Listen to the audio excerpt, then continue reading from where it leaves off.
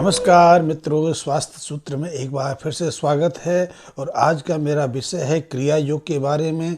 क्रिया योग ध्यान की पद्धति है जो हमारी चेतना को निम्न से शीर्ष तक ले जाती है।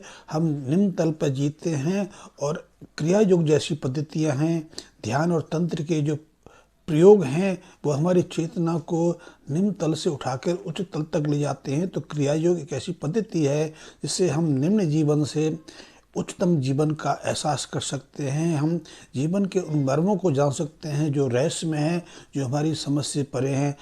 यदि हम बात अपने मानव शरीर की करें तो मानव शरीर स्वयं में भी एक रहस्य है।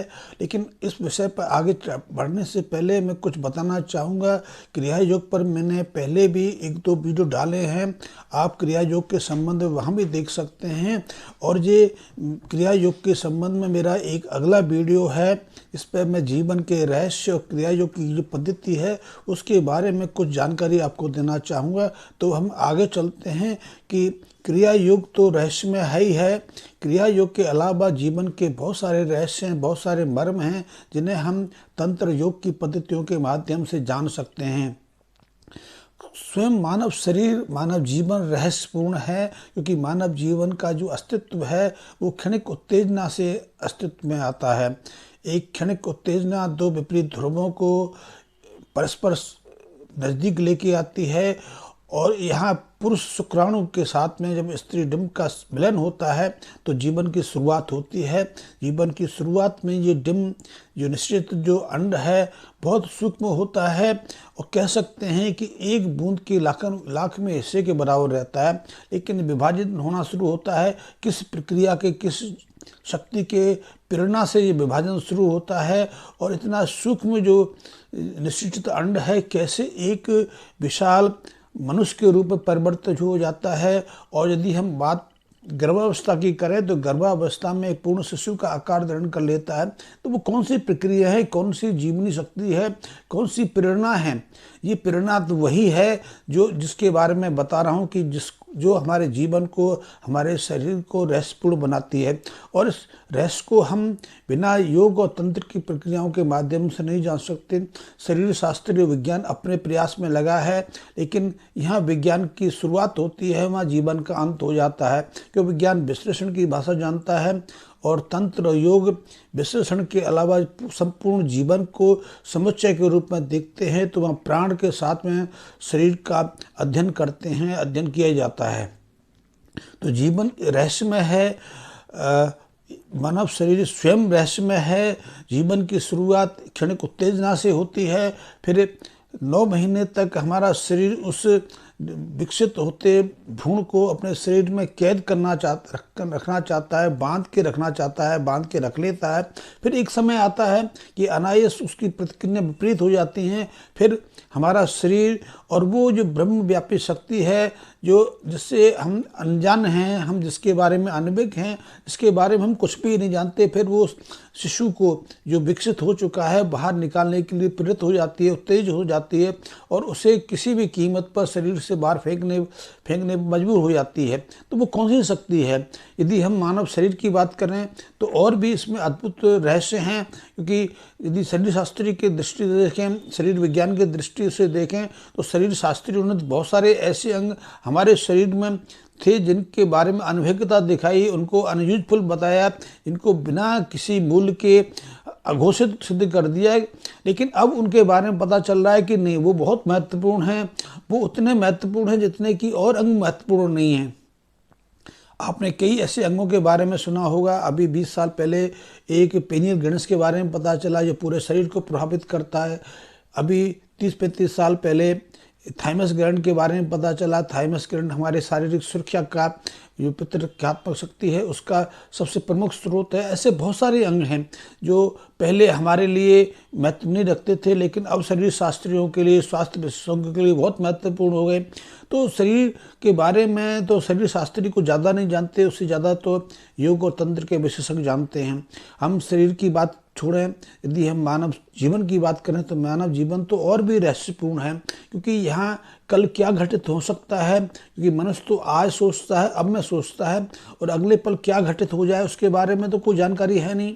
एक मनुष्य जीवन भर प्रयास करके मकान बनाता है, दुकान बनाता है, धन संचय करता है, लेकिन अनायास उसके जीवन में परिवर्तन हो जाता है, उसका जीवन का अंत हो जाता है, जब परिस्थितियां बदल जाती हैं और वो जो संचय किया हुआ जीवन भर का धन है, जो जो मकान है, दुकान है, वो उसके लिए अनुपयोगी हो जाता है।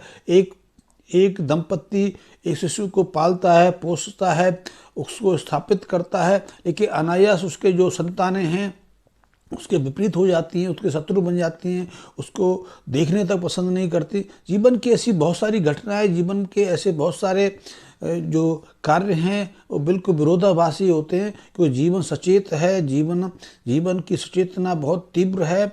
और जहाँ सचेतना है, यहाँ जीवन है, यहाँ जीवनी शक्ति है, उसके बारे में हम पहले से कुछ भी नहीं कह सकते कि क्या घटना घटित होगी। तो जीवन, शरीर रहस्यमय है, शरीर के साथ साथ जीवन रहस्यमय है, और इन सबको हम जानने के लिए सिर्फ विज्ञान का सहारा नहीं ले सकते, कि विज्ञान की सीमाएं बहुत सीमित हैं, और विज्ञान की शुरुआत जहाँ से होती है वहाँ से तो जीवन समाप्त हो जाता है, और यहाँ से अध्यात्मिक की शुरुआत होती है, वहाँ यहाँ विज्ञान समाप्त हो जाता है। तो यदि जीवन को समझना है, यदि जीवन की प्रक्रियाओं को समझना है, मानव शरीर को समझना है, मानव शरीर के अंगों को समझना है, तो हमें योग और तंत्र की प्रक्रियाओं पर जाना पड़ेगा। वो बहुत महत्वपूर्ण है। तो एक ऐसी ही प्रक्रिया है जिसे हम क्रिया योग कहते हैं। क्रिया योग के माध्यम से हम अपने जो जीवनी ऊर्जा के जो केंद्र हैं उनके बारे में, उनसे संपर्क साध के उनके बारे में बहुत विस्तार से जान सकते हैं, उसकी अनुभूतियों को ले सकते हैं, उसको समझ सकते हैं। तो क्रिया योग ऐसी पद्धति है। ऐसी और भी पद्धतियां हैं जिसमें कुंडली जागरण भी है, समाधि है, ध्यान है, और जिसमें भक्ति है। बहुत सारी प्रक्रिया हैं, लेकिन मैं बात करूंगा सिर्फ क्रिया योग की। तो क्रिया योग विस्तृत प्रक्रिया है, प्राचीन पद्धति है, लेकिन क्रिया योग का जो वर्तमान में प्रकटीकरण हुआ है वो 21वीं शताब्दी में महाअवतार बाबा के रूप में हुआ है। महाअवतार बाबा को बड़ुआ बाबा भी कहते हैं, मृत्युंजय बाबा भी कहते हैं। उन्होंने अपने परम प्रिय शिष्य लाड़ी महाशय को 1861 के आसपास क्रिया योग की दीक्षा दी। लेकिन वैसे क्रिया योग का उल्लेख विभिन्न ग्रंथों में आता है। हठ योग संहिता में भी है, इसका पतंजलि योग सूत्र में भी है, भगवद गीता में भी है, और भी योग वशिष्ठ में भी है। तो ये प्राचीन पद्धति है, इसमें कई प्रक्रियाएं शामिल हैं। मुख्यतः क्रिया योग पद्धति के 6 अंग हैं, जिसमें पहला अंग है आसन का, दूसरा प्राणायाम का, तीसरा मुद्रा और बंधों का है। उसके आगे का जो उसके अंग हैं वो ध्यान के हैं, समाधि के हैं। तो इस तरह इसके 6 अंग बन जाते हैं। लेकिन हम यदि देखें तो इन अंगों का महत्व कहाँ है, इन अंगों से हम क्या जानेंगे। यदि हम ध्यान करते, यदि हम योग आसनों का अभ्यास करते हैं तो उसका कहाँ पर होता है, तो इसको समझने के लिए मैं एक बताना चाहूँगा कि मानव शरीर की जो आत्मा है, मानव शरीर का मानव का जो आत्मिक स्वरूप है वो 6 शरीरों, ये 5 कोषों के मध्य आबद्ध रहता है। 5 जो शरीर हैं उनमें निवास करता है, और इन 5 शरीरों में जो चेतना है, जो बुद्धि है, जो जीवनी शक्ति है, वो किसी ब्रह्मव्यापी विशाल स्रोत से आती है, और ये गर्भावस्था के 3रे महीने में प्रवेश करती है, नाभि से प्रवेश करती है। क्योंकि मनुष्य सामान्यतः पशुतुल्य जीवन जीने का आदी रहता है, जैसे कि अन्य प्राणी हैं। यदि मनुष्य के पास बुद्धि ना हो, विवेक ना हो, और युक्ति के अनुसार निर्णय लेने की क्षमता ना हो, तो मनुष्य एक पशुतुल्य जीवन जीने का आदी है, जिसके जीवन में ज़्यादा कुछ रहता नहीं। खाना रहता है, संतान की उत्पत्ति रहता है, स्वयं की सुरक्षा करने का रहता है, इसके अलावा उसके जीवन में कोई महत्व नहीं। लेकिन इनके साथ भी वो संतुष्ट है, क्योंकि वो पूरी जिंदगी को सुखपूर्वक भोग लेता है, स्वस्थ पूर्वक भोग लेता है, और पूरी जिंदगी का सुख भोग कर लेता है। यहाँ बुद्धि का प्रवेश हो जाता है, यहाँ वो वेग पूर्वक काम करने लगता है, तो वहाँ इन तीनों पर ही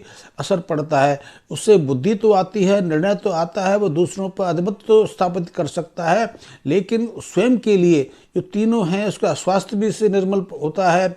उससे उसका भोजन में भी एक परिवर्तन होता है, वो संतान उत्पत्ति में भी स्वनिर्णय ले सकता है और वो स्वयं की सुरक्षा के लिए भी कई तरह के उपक्रम स्थापित कर सकता है। तो यदि प्रसूतोल्य जीवन जीना है तो उसके लिए इतना बहुत है कि वो जो उसकी चेतना शक्ति है वो नाभि से नीचे निम्न स्तर पर कहीं संग्रहित हो जाए, क्योंकि जन्म के उपरांत भोजन की आवश्यकता पड़ती है, जन्म के उपरांत सुरक्षा की आवश्यकता पड़ती है और जन्म के उपरांत अपनी संतति के रूप में अपनी प्रतिलिपि अपनी संतान को जन्म देने की आवश्यकता पड़ती है। तो उसके लिए नाभि से नीचे, जिसे हम षट चक्रों में मूलाधार कहते हैं, वहाँ हमारी जो जीवनी शक्ति है वो निवास करती है, इसे कुंडलिनी शक्ति के नाम से जानते हैं। तो जो क्रिया योग जैसी पद्धतियाँ हैं उनका कार्य है कि जो मूलाधार पर हमारी सुषुप्त शक्ति है वो जागृत होकर ऊर्ध्वगमन करे, वो हमारे शीर्ष शिखर तर जाए। तो हमारे शरीर में हमारे जो आत्मा है वो 5 आवरणों से आबद्ध रहती है और जो जीवनी शक्ति है वो षट चक्रों के रूप में 6 केंद्रों पर संग्रहित रहती है। और ये 6 चक्र जो है बहुत महत्वपूर्ण हैं। 5 कोष जो है वो भी बहुत महत्वपूर्ण है। पहला कोष हमारा स्थूल शरीर के रूप में रहता है, जो अन्नमय शरीर के रूप में, अन्नमय कोष के रूप में जाना जाता है। दूसरा प्राणमय कोष है, जो प्राण से आबद्ध रहता है, प्राण से क्रियान्वित होता है। तीसरा जो है मनोमय शरीर है, जो हमारे मनोविचार से, हमारी बुद्धि से प्रेरित रहता है। चौथा जो हमारा कोष है वो विज्ञानमय कोष कहा जाता है, उसमें बुद्धि की चातुर्य रहती है, युक्ति रहती है। और 5वां जो कोष है शरीर का, जो 5वां आवरण है वो आनंदमय कोष है, वो समाधि की अवस्था कही जाती है। उसमें पहुंचकर व्यक्ति की जो आत्मा है, जो उसकी शक्ति है, वो विश्वव्यापी बन जाती है, विश्व आत्मा का एक अंश बन जाती है। इसी तरह जो हमारे अंदर चेतना के जो आयाम हैं, चेतना के आयाम 6 चक्रों में विभाजित रहते हैं, 6 केंद्रों पर संग्रहित रहते हैं, जिसका सबसे नीचे का केंद्र मूलाधार के रूप में रहता है और जो सबसे ऊपर का चक्र है वो सहस्त्रधार के रूप में मस्तिष्क में रहता है। तो हमारा जो क्रिया योग पद्धति है उसके माध्यम से हम जो पंचकोशीय जो आवरण है उसको जानते हैं, उसकी अनुभूतियाँ लेते हैं और इसके अलावा हमारे चेतना के जो केंद्र हैं उनको जागृत करते हैं, उनको सक्रिय करते हैं और वहाँ चेतना को निम्न तल से उठाकर हम शीर्ष शिखर तक ले जा सकते हैं। तो क्रिया योग पद्धति के भी मुख्यतः 6 आयाम, 6 अंग रहते हैं, जिसमें पहला है ध्यान, पहला है आसन। आसन के माध्यम से हम जो अन्नमय कोष है, जो स्थूल कोष है, उसको सशक्त करते हैं। यदि आप आसनों का निरंतर अभ्यास करते हैं तो आपका शरीर स्वस्थ होता है, आप निरोगी रहते हैं। निरोगता बहुत आवश्यक है। यदि निरोगी हैं तभी तो आप कुछ कर पाएंगे, तभी तो जीवन में आगे बढ़ पाएंगे, तभी तो आप क्रिया योग या किसी चीज़ का अभ्यास ले पाएंगे। आपके पास धन संपदा है, प्रतिष्ठा है, पोजीशन है, प्रभाव, आपके पास शक्ति है, लेकिन यदि शरीर निर्बल है, कमज़ोर है, बीमार है तो इनका कोई उपयोग आपके लिए नहीं रह जाता है। तो शरीर का स्वस्थ होना, शरीर का निरोगी रहना बहुत महत्वपूर्ण है। तो हम आसनों के माध्यम से अपने शरीर को स्वस्थ रख सकते हैं और स्वस्थ ही नहीं रख सकता, दीर्घ जीवन का आनंद ले सकते हैं। तो आसन का महत्व है, चाहे वो क्रिया योग पद्धति में हो या योग के अन्य रूप में हो। तो आसन आपके शरीर को स्वस्थ बनाने में मदद करते हैं, शरीर को निरोगी रखने में आपकी महत्वपूर्ण जो सहयोगी बनते हैं। और यदि आसनों का आप निर्बाध रूप निरंतर अभ्यास करते हैं तो आपका शरीर सुदृढ़ होता है, वो निरोगी रहता है। दूसरा है प्राणायाम का। प्राणायाम का अर्थ है कि श्वास की क्रियाओं को प्रभावित करता हूँ। श्वास के माध्यम से आप अपने जो सूक्ष्म शरीर है, जो स्टल बॉडी है, उसको प्रभावित करते हैं, उसको नियंत्रित करते हैं, उसकी अनुभूतियाँ लेते हैं और इसके माध्यम से आप अपनी चेतना को, आप जो चेतना शक्ति है उसे दूसरे आयाम में लेके आते हैं। तो ये भी बहुत महत्वपूर्ण है। तीसरा जो हमारी क्रिया योग पद्धति का जो तीसरा आयाम है, वो बंध हैं, वो मुद्राएं हैं। इनके माध्यम से हम चेतना शक्ति को, जो हमारे अंदर सुषुप्ति की अवस्था में रहती है, उसको जागृत करके अपने अनाहत चक्र तक लेके आते हैं। और जो क्रिया योग का जो नेक्स्ट अगला पड़ाव है, अगला अंग है, जिसे हम ध्यान कहते हैं। ध्यान के माध्यम से हमारी जो चेतना की जो प्रगति है, हमारे आज्ञा चक्र तक आ जाती है। आज्ञा चक्र से हम चेतन और अचेतन में संयोग स्थापित कर पाते हैं, अपनी चेतना को अंतस की सीमा में प्रवेश कर पाते हैं, अपनी आत्मिक चेतना के साथ में संयुक्त हो पाते हैं। और जब हम समाधि भाव में जाते हैं, जब क्रिया योग की अंतिम अवस्था समाधि में प्रवेश करते हैं, तो हमारी चेतना विश्व ब्रह्मांड व्यापी हो जाती है। हम परम ब्रह्म के अंश हो जाते हैं, हम विश्वव्यापी चेतना का एक अंश बन जाते हैं। हमारे लिए कोई सीमा नहीं रहती, हमारे लिए स्थूल पदार्थ कोई रुकावट नहीं रहते। हमारी जो चेतना है, हमारी जो इंद्रियों की जो सीमा है वह असीम बन जाती है। ये हमारे क्रिया योग पद्धति की मैंने छोटी सी भूमिका दिखाई। आज के क्रिया योग पर बहुत लोग ऐसे हैं जो तत्काल आपको क्रिया योग की दीक्षा दे देते हैं। उनके लिए क्रिया योग में भावातीत अवस्था में जाना, भाव में जाना, अनुभूति में जाना कोई महत्वपूर्ण नहीं है। आप क्या हैं इसे जानना भी उनके लिए महत्वपूर्ण नहीं है। आप चोर हैं, डाकू हैं, बलात्कारी हैं, लेकिन वो क्रिया योग की दीक्षा दे देते हैं।